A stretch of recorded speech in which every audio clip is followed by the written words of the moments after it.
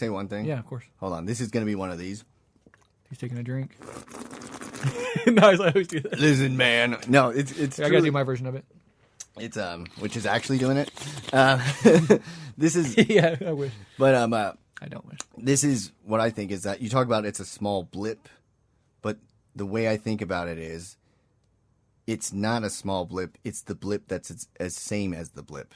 Like the existence is one like central not moving thing. Like we think of time as like an arrow, and it's just it exists as a way that you can look down on it. Yeah. And so our blip is like a star in the universe that's a snapshot. Like it's just time is the way that we see things, but as far as forever is just a stasis. So it's just one thing, and our blip is just that. So I'll give you the name in It's philosophy. just very small. The name in philosophy for that argument. It's called different names. I think sometimes it's called eternalism, but also it's called, and I knew it as the block universe theory, which is that there's the 3 dimensions of space. Obviously, we all know that. And there's the 4th dimension of time.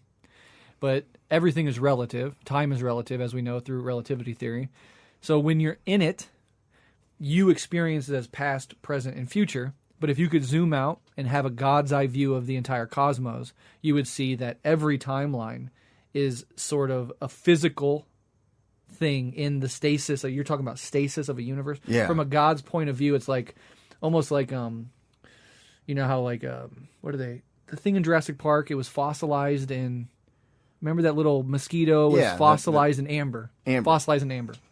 It's kind of like that. If you could have a God's eye view of the universe, you would see that, you know, there would still be like Brett's whole life. Even if it's 1 trillion years in my future or whatever, it's relative to me. That life is over because I'm inside the thing.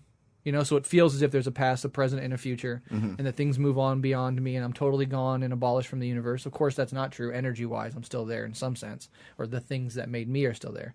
But yeah, it's block theory. The 4th dimension of time is actually, in the ultimate sense, a spatial dimension. And if you could zoom out with the God's eye view, you'd see 3-dimensional space, and you would see, as if it were spatial, 4th dimension as well.